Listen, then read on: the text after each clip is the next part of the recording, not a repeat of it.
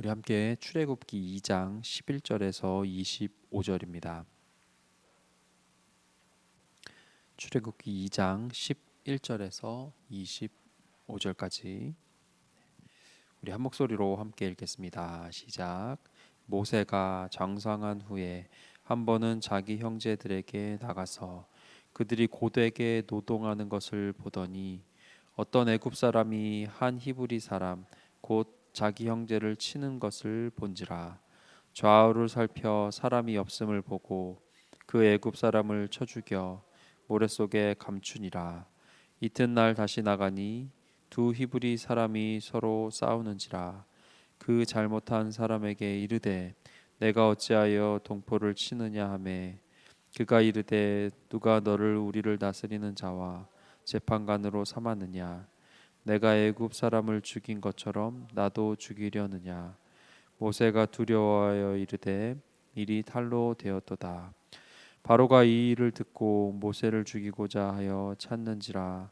모세가 바로의 낯을 피하여 미디안 땅에 머물며 하루는 우물 곁에 앉았더라. 미디안 제사장에게 7달이 있었더니 그들이 와서 물을 길어 그 위에 채우고 그들의 아버지의 양떼에게 먹이려 하는데 목자들이 와서 그들을 쫓는지라. 모세가 일어나 그들을 도와 그 양떼에게 먹이니라. 그들이 그들의 아버지 르우엘에게 이를 때에 아버지가 이르되 너희가 오늘은 어찌하여 이같이 속히 돌아오느냐. 그들이 이르되 한 애굽 사람이 우리를 목자들의 손에서 건져내고 우리를 위하여 물을 길어 양떼에게 먹였나이다. 아버지가 딸들에게 이르되 그 사람이 어디에 있느냐. 너희가 어찌하여 그 사람을 버려두고 왔느냐. 그를 청하여 음식을 대접하라 하였더라.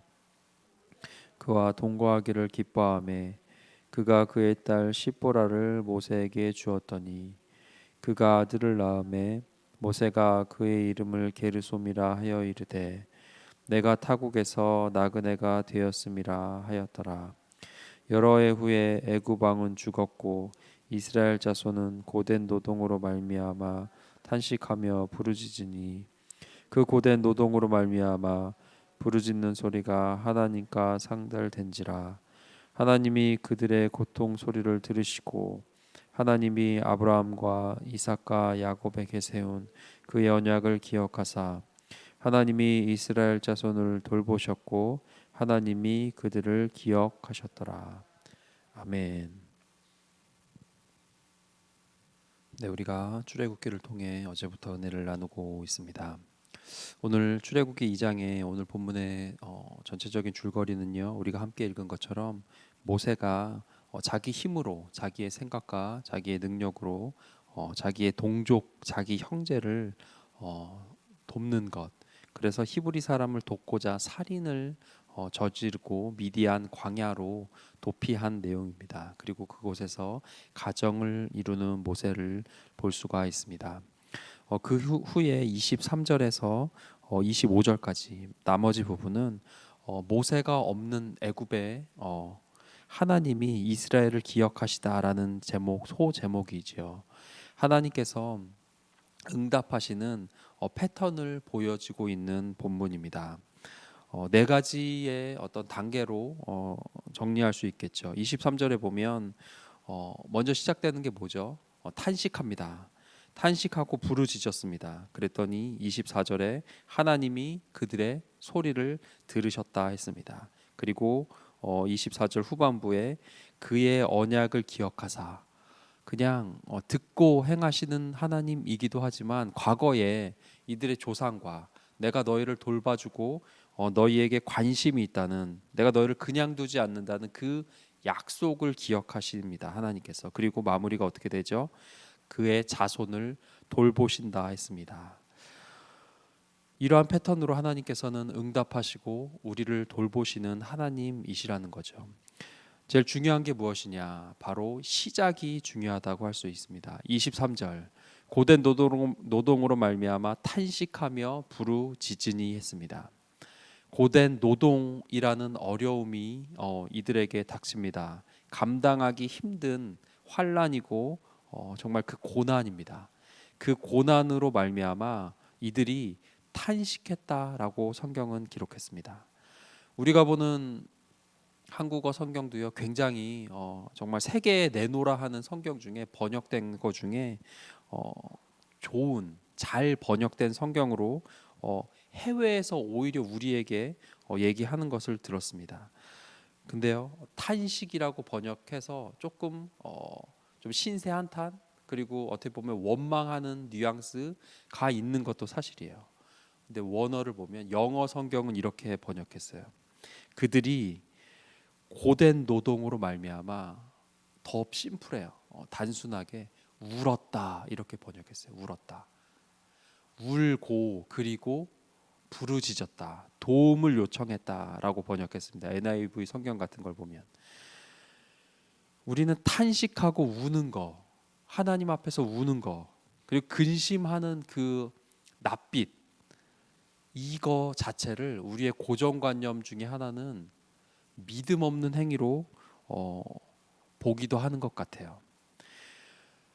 교회 와가지고 앉아가지고 여러분 한숨 푹푹 쉬면서 울어요. 그리고 막 하나님 어디 계시지? 막 이런 뉘앙스로 있으면요, 저는 그런 소리도 들어봤어요. 너 왜 이렇게 믿음이 없니? 기도해. 기도하면 되잖아. 예. 저 이모가 그러시더라고요. 제가 어떤 이유인지는 기억이 안 나는데 제가 너무 막 속상해가지고 막 그랬더니 너 전도사가 왜 기도하면 되지? 막 이렇게 정죄하시더라고요. 우리는 하나님 앞에서 이 탄식, 우는 거, 그것에 대해서 때론 정죄하기도 하는 기독교의 문화에 살고 있는 것 같기도 합니다.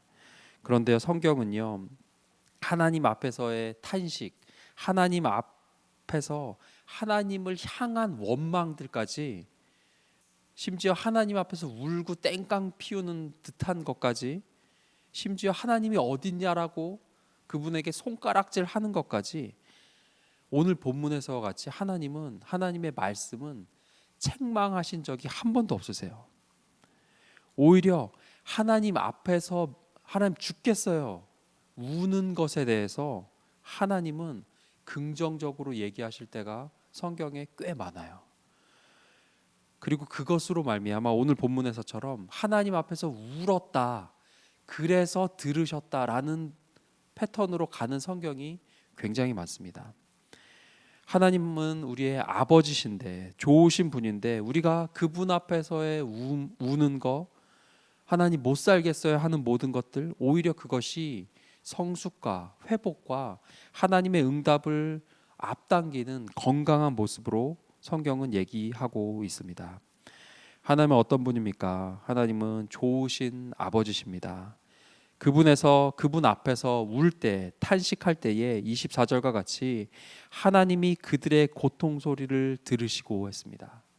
우리가 그분 앞에서 울 때에 하나님은, 그 아버지는 들으신다고 성경은 누차 반복적으로 우리에게 약속해 주고 있습니다. 우리가 울 때, 그분 앞에서 부르짖을 때, 하나님 못 살겠다고 투정 피울 때, 앞에서 막 떼굴떼굴 구를 때, 하나님은 어떤 분이냐? 그건 네 고집이야. 그건 네 사정이야. 하지 않으세요. 들으시고 응답하십니다. 성경에 이게 가득 차 있어요. 너무 많아가지고 제가 몇 개 그냥 대충 쳐봤는데, 구약에만 한 7, 80개, 시편 120편 같은 데 보면 내가 환난 중에 여호와께 부르짖었더니 응답하셨다. 이사야서 58장 같은 데 보면 내가 부를 때에 여호와께서 어떻게 하신다? 응답하겠고 했습니다. 잠언에, 전도서에, 욥기에, 신약은 더 구체적으로 약속들이 가득 차 있죠. 이게 우리가 믿는 좋으신 하나님 아버지라는 겁니다. 세상에 어떤 종교라는 그 모든 행위 가운데, 또 종교 안에 있는 경전이라는 책 가운데에, 그리고 신이라는 어떤 숭배받는 그 대상이 자기가 만들었다는 피조물, 그 작은 고백에, 힘없는 작은 자의 부르짖음에 내가 듣고 있어, 내가 보고 있어, 그리고 심지어 너보다 더 잘 알거든, 이렇게 약속해 주시고 울 때에 응답하시는 그 신이라는 대상, 어디에 이런 하나님이 없다는 거죠. 오직 우리가 믿는 하나님, 내가 주라고 고백하는 예수 그리스도만이 너가 울면 내가 알아, 이렇게 얘기하고 약속해 주시는 하나님이라는 겁니다. 무슬림의 경전에요, 불교의 경전에요, 수억의 인도와 일본의 신들 중에 이런 하나님이 없다는 겁니다. 오직 우리가 믿는 하나님은 우리의 기도에, 우리의 작은 신음에도 응답하시는 좋으신 하나님이십니다. 그걸 믿고 알고 확신 가운데 우리가 기도하는 겁니다. 기도라는 행위라고 하지만 그것이 없는 기도들이, 그것이 없는 종교들이 많이 있습니다. 한 몇 년 전 일인데요. 제가 경주에 불국사를 가볼 기회가 있었습니다. 포항에 살 때 부모님이 오셔서 경주 불국사를 모시고 갔더니 너무 좋아하시는 거예요. 내가 한 40년 만에 수학여행 왔던 데를 다시 왔다고 두 분이 너무 좋아하시는 거예요. 그래서 그러시구나 하고 지켜봤어요. 근데 그런 데 가면 저는 타 종교 그런 어떤 시설에 가면 잘 봐요. 그리고 막 적어놔요. 이 사람들은 어떻게 믿고 있는가. 새벽 기도가 있는데요. 몇 시일 것 같으세요? 경주 불국사 새벽 기도가? 우린 5시 반이죠. 네. 여러분 굉장히 기쁜 겁니다. 우리가 5시 반인 거. 경주 불국사는 새벽 기도가 새벽 3시예요. 네. 거기 써 있어요. 새벽 3시. 새벽 기도 시작. 그러면 2시에는 출발해야 될 거예요. 산 위니까. 그리고 거기 갔더니 사람들이 뭐 석가탑을 도는 거예요. 그 낮 시간부터. 돌면 응답이 된다는 거예요. 그들이 돌고 그 앞에서, 탑 앞에서 새벽 3시에 그 기도를 하면 그들의 생각은 자신들의 신이 돌봐줄 거라는 확신 가운데 그걸 하더라고요. 근데 근거가 없다는 거죠. 제가 그 불교 경전을 한참 볼 때가 있었어요. 무슨 내용인가. 근데 아무리 봐도 니들이 석가탑을 돌면 새벽 3시에 석굴암까지 올라와서 절하면 내가 응답하겠다? 없더라고요. 근데 우리 하나님은 어떤 분입니까? 너가 울면 내가 알아. 내가 듣고 있어. 내가 응답할 거야. 너를 돌볼 거야. 이것이 가득 차 있는 것이 하나님의 말씀, 우리가 붙들고 이 아침에 하루를 시작하는 하나님의 메시지라는 겁니다. 말씀 정리하겠습니다. 우리는 너무나 단순히 또 알고 있는 것, 그것을 붙잡는 사람들입니다. 하나님 앞에서 울 때에, 부르짖을 때에 좋으신 하나님 아버지께서 응답하십니다. 때론 그 응답이 더딜지라도, 또 내 감정과 내 생각에 낙심될지라도 그 감정 그대로, 그 원망과 탄식까지도 다른 방향이 아닌 하나님을 향해서 탄식할 때에, 하나님을 향해서 울 때에, 하나님 앞에서 머물 때에 하나님께서 일하십니다. 성경은 그 약속의 하나님의 말씀이라는 것입니다. 좋으신 하나님께서 그 하나님의 때에 하나님의 방법으로 이 이스라엘 민족을 돌보셨던 그분이 나와 그리고 우리를 돌보시는 좋으신 하나님이십니다. 그 하나님과 동행하는 오늘 하루 되시길 간절히 소망합니다. 기도하겠습니다. 우리 기도하실 때 주님, 우리가 다른 어떤 대상이 아닌 오직 하나님 아버지 그 앞에서 울게 하여 주시옵소서.